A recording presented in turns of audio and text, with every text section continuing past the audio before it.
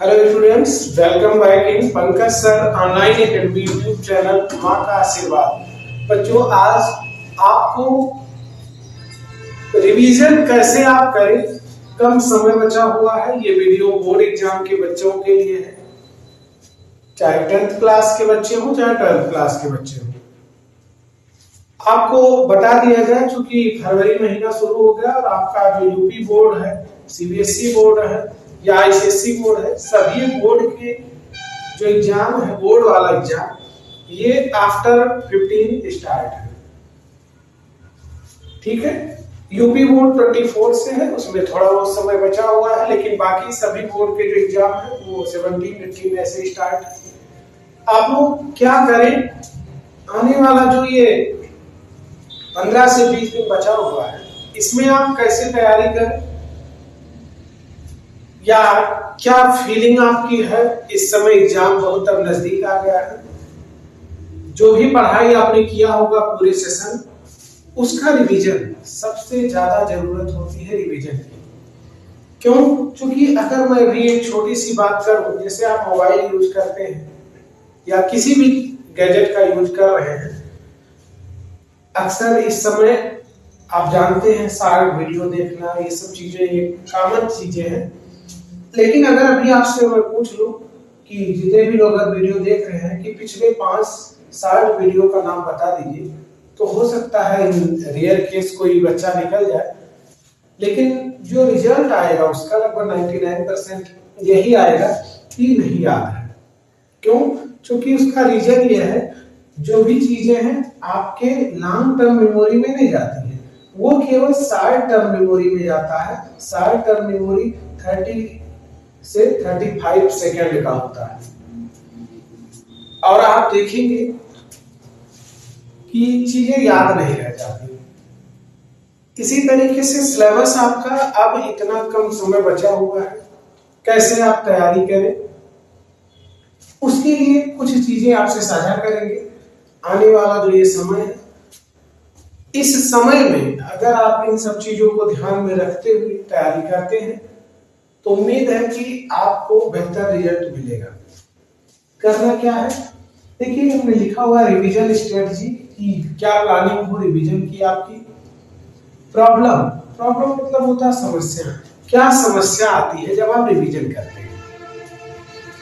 Revision का time बहुत कम है, सही बात है। जैसे हो सकता है कि कुछ ऐसे सब्जेक्ट्स रहे हो कि जो अभी भी आप पढ़ ही रहे हो, सिलेबस ही ना खत्म हुआ हो, या टीचर ने सिलेबस अभी तक ना खत्म किया हो। तरह तरह की समस्याएं आती हैं। तो अगर अब रिवीजन अभी तक अगर आपने नहीं किया है, तो जाहिर सी बात है पहला क्वेश्चन यही आएगा कि रिवीजन का टाइम बहुत कम है।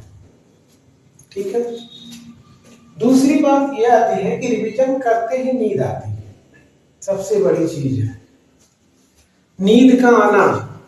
वास्तव में आपको भी पता है कि इस समय जो मौसम इस समय चल रहा है, सबसे ज्यादा आलस्य का समय स्टार्ट हो गया, बसंत ऋतु का आगमन हो गया। आपको पता है कि अब धीरे धीरे ठंडा खत्म होता है, मौसम बहुत ज्यादा सुहावना हो जाता है, तो नींद अक्सर आती है। चाहे खाना खाने के बाद नींद का आना हो, या सुबह जब भीषण ठंडक रहती थी तब भी आप बिस्तर तुरंत छोड़ देते थे, लेकिन अब बिस्तर के प्रति लगाव इतना हो जाता है कि आलस्य लगता है उठने में बिस्तर से। तो नींद अक्सर आती है। क्या रिवीजन का मतलब दोबारा नोट्स पढ़ना? मतलब जो भी नोट्स आपने बनाया है, क्या उसी नोट्स को आप दोबारा पढ़ ले वो रिवीजन माना जाता है? नहीं, ऐसा नहीं है। अगर आप ऐसा कर रहे हैं तभी आप इन सब समस्याओं से ग्रसित होंगे। समय की जरूरत रिवीजन के लिए कहीं अलग समय नहीं लेकर के आना है। करना है क्या आपको, जो समय अब इधर आ रहा है उस समय में कुछ छोटे छोटे पॉइंट्स हैं, उसको ध्यान में रखना है। और उसको ध्यान में रखते हुए अगर आप अपने काम को करेंगे तो निश्चित आपको सफलता मिलेगी। शॉर्ट टर्म रिवीजन मेथड और लॉन्ग टर्म रिवीजन मेथड, दो मेथड हमने सामने रखा है आपके कि रिवीजन आप कैसे कर रहे हैं, शॉर्ट टर्म रिवीजन या long term. Short term revision ये होता है कि जैसे मान लीजिए आप हाइलाइटर ले लिए या पेन पेंसिल ले लिए, जब आप पढ़ रहे हैं किसी चीज को तो आप अंडरलाइन कर रहे हैं महत्वपूर्ण टॉपिक को, जो भी चीजें इंपॉर्टेंट है आप हाइलाइटर ले लीजिए, पेंसिल ले लीजिए, किसी भी चीज से बुक पढ़ रहे हैं, नोट्स पढ़ रहे हैं या किसी क्वेश्चन बैंक से पढ़ रहे हैं, किसी भी माध्यम कंटेंट के माध्यम से आप पढ़ाई कर रहे हैं, तो अंडरलाइन महत्वपूर्ण टॉपिक, जो भी महत्वपूर्ण विषय है उस पर अंडरलाइन करेंगे, पहला काम। दूसरी चीजें ये है, अंडरलाइन करने के बाद इस समय, चूंकि जाहिर सी बात है पेपर नजदीक है, तो आपको 24 आवर में जरूर एक बार ये ध्यान आता होगा कि हाँ, या जब सुबह जगते होंगे तभी याद आता होगा कि आज इतना तारीख हो गया, पेपर इतने दिन बचा हुआ है, ठीक है। तो इसलिए क्या करना है आपको, स्वमूल्यांकन चिंतन, एक्टिव रिकॉल। एक्टिव रिकॉल का मतलब ये होता है कि आज जो आपने रिवीजन किया या जो भी आपने पढ़ाई किया है उसके बारे में एनालिसिस करिए कि इस विषय में हमने ये पढ़ा, इस विषय में हमने ये पढ़ा, ठीक है। उसका एनालिसिस बहुत जरूरी है। आंख बंद करके उसके बारे में सोचिए कि इस विषय में हमने ये चीजें पढ़ी है, ये बहुत जरूरी है। अगर आप इस चीज को रिवीजन में किताब कॉपी खोल के केवल पढ़ाई करना ही नहीं रिवीजन होता है। अब आपका जब सिलेबस खत्म हो गया है, आप पढ़ाई एक बार कर चुके हैं, तो उसको जब दोबारा पढ़िए, तो पढ़ने के बाद जब आपने एक बार अंडरलाइन कर लिया तो जरूर चीजें कुछ न कुछ आपके दिमाग में रुकेंगी, और जो चीजें रुक रही है उसको फिर क्या करना है, जब आप बिस्तर पे लेटने जा रहे हैं, इस समय हर एक मिनट की कीमत समझनी होगी।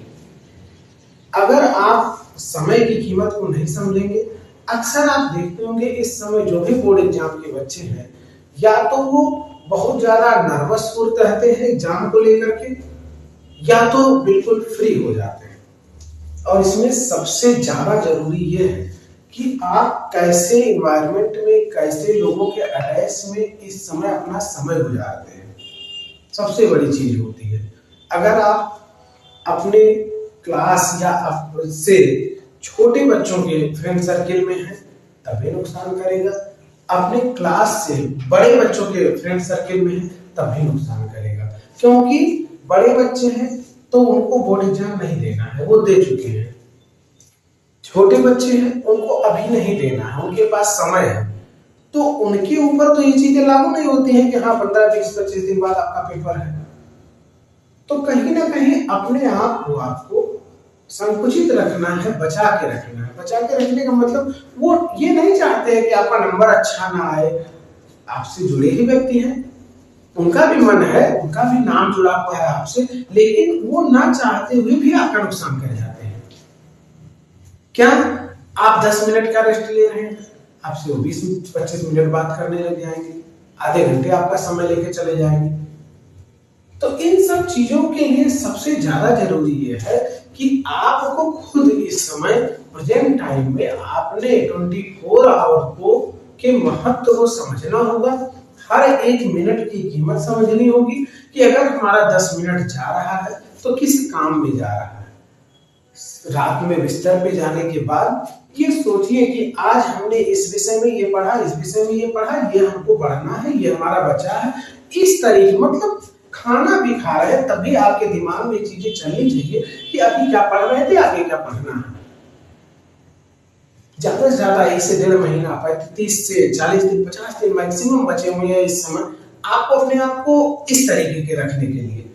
पेपर खत्म हो जाएगा, आप चाहे जिस तरीके से रहिए, चाहे जैसे लोगों की संगत में जाइए, आपको कोई नहीं रोकने जाएगा। लेकिन अगर एग्जाम टाइम में, और खास करके ये समय जो आ रहा है 15 से 20 दिन, 25 दिन ज्यादा महत्वपूर्ण है, ठीक। दूसरी चीज देखिए क्या करना है आपको, लॉन्ग रिवीजन मेथड क्या है, रीड अंडरलाइन पॉइंट।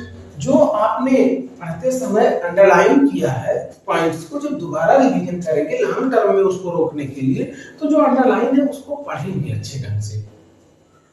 पढ़ने के बाद में फिर आपको नींद की जरूरत लगेगी, नींद लग भी सकती है।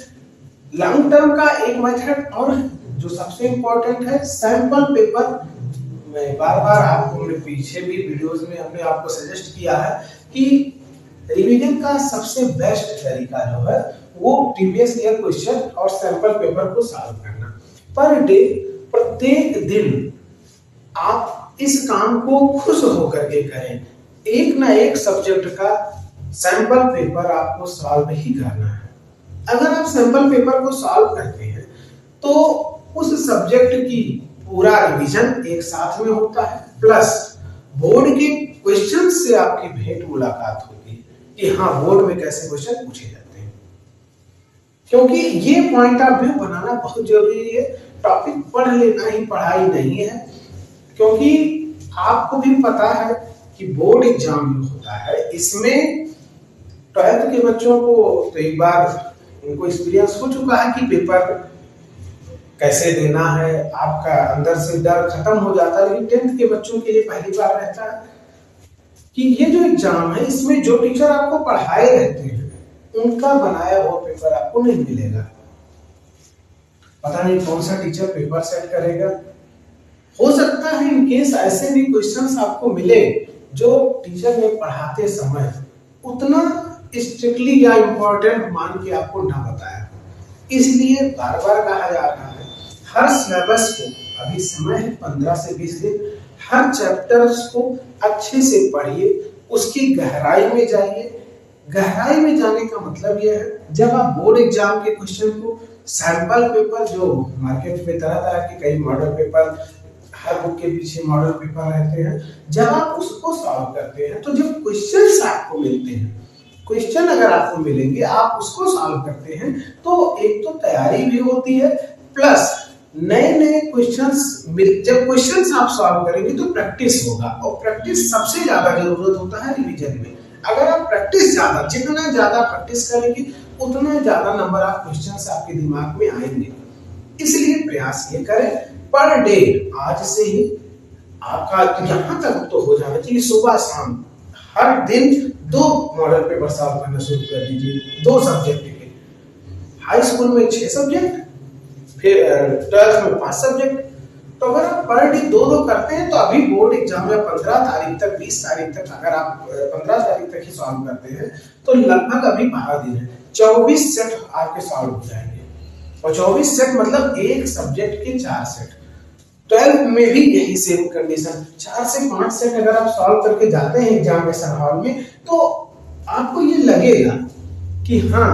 और वही चीजें फिर बता रहा हूँ कि प्रयास ये करें कि जब आप मॉडल पेपर सॉल्व करें वो वही समय निर्धारित कर लीजिए जो आपका बोर्ड एग्जाम का जिस टाइम पेपर होगा, क्योंकि आपकी आदत पड़ी रहेगी कि हाँ उस दिन उस टाइम हम बैठ के पेपर सॉल्व करते थे, जैसे घर पे सॉल्व करते हैं वही फीलिंग आपको जब आप एग्जामिनेशन हॉल में बैठेंगे तब भी आएगा।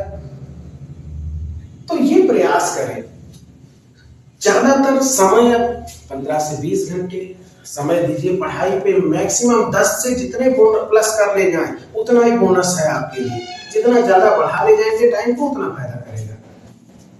रिवीजन बोरिंग, अगर रिवीजन बोरिंग लग रहा है, मेक डेडलाइन, लक्ष्य निर्धारित करना।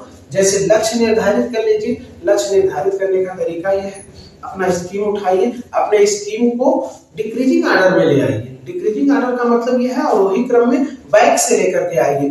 ऐसा सिस्टम बनाइए अपने रिवीजन का कि जो आपका पहला पेपर है वो 2 से 3 दिन पहले पढ़े, कि मतलब उसको अगर पढ़ लिए उसका मॉडल पेपर केवल सॉल्व करिए, जब पेपर आएगा उससे 2-3 दिन पहले केवल वही सब्जेक्ट पढ़ना है। क्योंकि बोर्ड का यही प्लानिंग रहती है कि स्कीम जो रहते हैं उसमें आपको 2 से 3 दिन का गैप मिला रहता है। तो इस हिसाब से अपना सेट कर लीजिए। प्रयास ये करें अभी 15-20 दिन में सभी सब्जेक्ट क्लियर। जैसे आज लक्ष्य निर्धारित जब कर लेंगे कि आज हमको ये सब्जेक्ट पूरा का पूरा खत्म करना है, ये चैप्टर पूरा का पूरा खत्म करना है, तो जब आप इस तरीके का डिसीजन ले लेंगे तो नींद अपने आप गायब हो जाएगी, भूख अपने आप गायब हो जाएगा। कोई आपसे बात करने के लिए बुला रहा आप नहीं जाएंगे, ज्यादा से ज्यादा कोई गुस्सा हो जाएगा। तो 40-50 दिन अपने प्रति, अपने कार्य के प्रति समर्पण कर दीजिए। उसके बाद में चाहे जो काम आप करें, तो आपको गोल लेके चलना है कि लक्ष्य निर्धारित कर लीजिए कि हमको आज के दिन, या अब ऐसा भी कर सकते हैं कि 24 आवर में हमको एक सब्जेक्ट को खत्म ही करना है। अब वो चाहे दिन रात, सुबह शाम दोपहर, चाहे जैसे करके हमको खत्म ही करना है।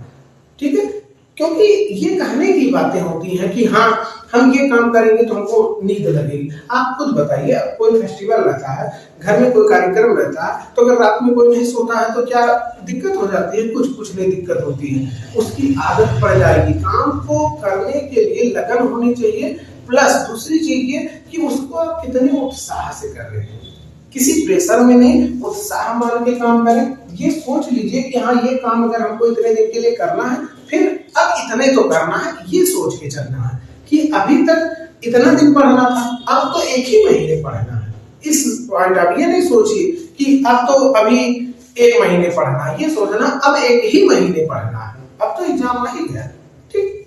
दूसरी चीज रफ नोटबुक, ये भी तरीका है, साइंटिफिक तरीका है कि अगर आप पेन पकड़ करके रफ पे लिखते रहते हैं तो आपका जो ब्लड सर्कुलेशन है वो चलता रहेगा और उसकी वजह से आपको नींद नहीं आएगी। लिखिए, लिखते रहिए, कंटिन्यू लिखते रहिए। लिखेंगे तो प्लस आपका दिमाग भी काम करेगा और आप उसी चीज से बोरिंग नहीं आएगी और आपका मन लगा रहेगा उसी टॉपिक पे और ध्यान आपका कहीं नहीं जाएगा फिर। ठीक। तो नोटबुक ओपन कर लीजिए, उसके बगल में रफ शीट जरूर रहे, उस पर लिखते रहिए, लिख लिख के पढ़ना है। ऐसा करेंगे तो नींद भी नहीं आएगी, प्लस तैयारी भी अच्छी होगी। इस तरीके से आपको पढ़ाई करनी है अपनी। एक चीज हमने लिखा है बोनस, ये बोनस पॉइंट है कि अगर आपको बोनस लेना है तो बोनस लेने में आपको क्या करना पड़ेगा, अपने लिखावट में सुधार कर लीजिए। क्योंकि हाँ उतना मैटर नहीं करता, अगर आपका लिखावट पढ़ने में आ रहा है, मतलब पढ़ा जा सकता है, तो उतना ज्यादा नहीं जरूरत है। लेकिन हकीकत ये है कि अगर काफी अच्छी लिखी हुई है तो आप खुद सोचिए, अगर आपको खुद कॉम्पिटिशन करना हो तो आप कहेंगे कि हाँ कितना अच्छा लिखा है। तो इस तरीके का प्रयास करना है, लिखावट में अभी सुधार कर लीजिए, जो भी जैसा भी हो। सोशल मीडिया कार्यक्रम से दूरी सबसे ज्यादा जरूरी है आज के युग में। पहले का समय खत्म हुआ, हम भी समझ रहे हैं, क्योंकि पहले का समय रहता था घर परिवार के लोग भी पेपर से पहले हफ्ते 10 दिन पहले ही कहते थे अब मोबाइल को हाथ नहीं लगाना है। टीवी घर में रहती थी तो टीवी अब नहीं देखना है। टीवी देखने आप बैठ जाते थे तो तुरंत घर के जो भी बड़े बुजुर्ग रहते थे तुरंत भगा, चलो भागो जाओ यहाँ से, आपका एग्जाम है और टीवी देख रहे हो, नहीं देखने देते थे। मोबाइल यूज नहीं करना रहता था। लेकिन आजकल क्या है, दोनों चीजें जरूरत बन गई है। हकीकत है कुछ फायदे भी हैं प्लस नुकसान भी है, लेकिन फायदे कम है, नुकसान ज्यादा है। ये आप चाहे इसको आप अच्छा मतलब पॉजिटिव में लीजिए चाहे नेगेटिव में लीजिए, हकीकत यही है कि मोबाइल से नुकसान ही है, फायदा कम ही है, खास करके 10th 12th स्टैंडर्ड के बच्चों के लिए। ठीक है। आपको सोशल मीडिया या कार्यक्रम, कोई भी कार्यक्रम है, कोई भी फंक्शन है, वहां जाने से बचे। नहीं जाएंगे तो ऐसा नहीं है कि कार्यक्रम नहीं होगा, या अभी आपका समय आएगा, वो भी समय आएगा तब वो भी काम आप कर लीजिएगा। कार्यक्रम से दूरी बनानी है, सोशल मीडिया का यूज कम करना है, कार्य के प्रति ईमानदारी रखनी है। अपने काम को जितनी ही ईमानदारी से आप करेंगे उतना ही आपके लिए अच्छा रहेगा। काम चोरी नहीं करना है। कहने का मतलब ये है, जैसे मैथ के क्वेश्चन लगा रहे हैं तो कोई अगर क्वेश्चन लगाने आप सैंपल पेपर सॉल्व कर रहे हैं तो सैंपल पेपर सॉल्व करते समय आप ये नहीं कि ये फार्मूला नहीं आ रहा तो चलो बुक पलट के देख लें, इस चीज से नहीं। ये स्वीट पॉइजन होता है, अगर आप इसको लगातार ग्रहण करते रहेंगे तो फायदा नहीं है। समाज में ऐसी भी चीजें फैली हुई हैं जो लोग कोविड के बाद से खास करके तो और ज्यादा अराजकता फैल गई है, खास करके यूपी बोर्ड के बच्चों में। क्यों? क्योंकि कहते हैं हमने कुछ नहीं पढ़ा, हमको इतना नंबर मिल गया, और तो पता नहीं कितना पढ़ते जा रहे हैं। इस चीज से बचें, जितना बचेंगे उतना फायदा होगा। ये हो जाती है दृष्टि भाग्य की बात हो जाती है कि इनको इतना नंबर मिल गया, उसने कुछ भी नहीं लिखा, कुछ नहीं पढ़ता था तब भी इतना नंबर मिल गया, कहने की बातें होती हैं। नहीं मिला तब क्या होगा, इसको सोचिए। इसलिए आपको ये करना है, अभी बचे हुए समय में जितना आप पढ़ लेंगे, ईमानदारी से पढ़ लेंगे। अभी भी कहा जा रहा है कि हर टॉपिक को, हर सब्जेक्ट के विषय को लिख करके अपने सामने देखिए, काउंसलिंग करिए ईमानदारी से कि हाँ इस सब्जेक्ट के इस टॉपिक में हमको दिक्कत है, उसको रिवीजन करिए, उसको पढ़िए। इस तरीके से करेंगे तो बहुत ज्यादा फायदा होने वाला है। ईमानदारी से पढ़िए। कुछ पीवाईक्यूज आपको सॉल्व भी करवाए जाएंगे, जो भी प्रीवियस कुछ महत्वपूर्ण टॉपिक हर सब्जेक्ट के रेगुलर बेस पे अब आपको मिलेंगे इधर। ठीक। क्योंकि आपने जैसे अभी पढ़ा होगा, कहीं भी पढ़ा होगा, चाहे ऑनलाइन माध्यम से चाहे ऑफलाइन माध्यम से, इस समय आप देख रहे होंगे हमारे भी बोर्ड के अगल बगल बैलून्स रंग बिरंगे लगे हुए हैं। कल यहाँ पे ऑफलाइन कोचिंग में 12th वाले बच्चों ने, जैसा देख रहे हैं आप, किस तरीके से 12th वाले बच्चों ने फेयरवेल किया है।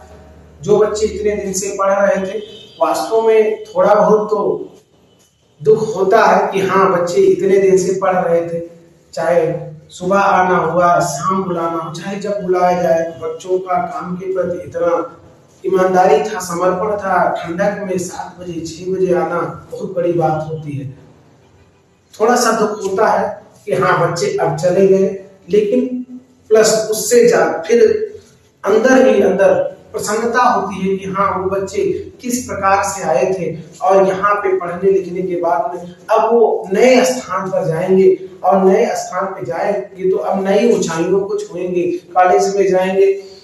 हम लोगों का नाम भी उनसे जुड़ा हुआ है। अगर उनके अच्छे अंक आएंगे, लगातार हर साल बच्चे निकल रहे हैं पढ़ पढ़ के और अच्छे अंक भी पा रहे हैं, चाहे जनपद में स्थान लाना हुआ, चाहे जिस तरीके से, मतलब लगातार इम्प्रूवमेंट दिख रहा है। इस तरीके से आप लोग भी जहां भी पढ़ रहे होंगे, पढ़ाई खत्म हुई होगी, रिवीजन मस्ट है, रिवीजन करते रहिए। अपने टीचर्स से जहां भी पढ़े हो उनके संपर्क में रहें, और जिससे भी आप पढ़े हो, कहने का मतलब मेरा बार बार यही सजेशन है, बेझिझक अपनी समस्याओं को अगर अभी तक आपने अपने अंदर समाहित करके रखा है तो उसको बाहर निकालिए। बाहर निकालने का मतलब ये है, उसको जरूर पूछ ले। अभी अगर इतना भी नहीं कर सकते हैं तो इसके लिए आप मोबाइल का भी थोड़ा बहुत यूज कर सकते हैं, लेकिन ज्यादा नहीं। कि अगर किसी टॉपिक में दिक्कत हो रही है तो उस टॉपिक को आप सर्च करके गूगल से भी देख सकते हैं। कहने का मतलब ये है, काम चोरी ना करिए, काम के प्रति ईमानदार हो जाइए, और अगर ऐसा करेंगे तो जाहिर सी बात है, आपका जो भी रिजल्ट होगा वो रिजल्ट जितना आपने सोचा होगा उससे बेहतर ही मिलेगा। लेकिन एक कसम चाहे इसको ले लीजिए, सुबह शाम पर डे आप एक सब्जेक्ट के सैंपल पेपर जरूर लगाएं, क्योंकि सैंपल पेपर आपको बोर्ड की फीलिंग लाएगी। प्रयास ये करें कि जिस समय पेपर है उसी समय अगर आप करते हैं, अपने टाइम मैनेजमेंट को ऐसा एडजस्ट कर लीजिए कि उस समय ही हम करते हैं तो और ज्यादा फायदा आएगा, क्योंकि आपका जो ब्रेन है उस समय उस काम के लिए तैयार रहेगा आज से ही, 10 से 15 दिन पहले ही। तो उस टाइम भी आपको यही आएगा कि जैसे घर पे बैठ के आप पेपर देते हैं वैसे एग्जामिनेशन हॉल में भी देंगे। हमारी शुभकामनाएं, जो भी बच्चे वीडियो देख रहे हो उनके साथ में है। आप जिसका कार्य सफल हो, बहुत बहुत बधाई हो। धन्यवाद।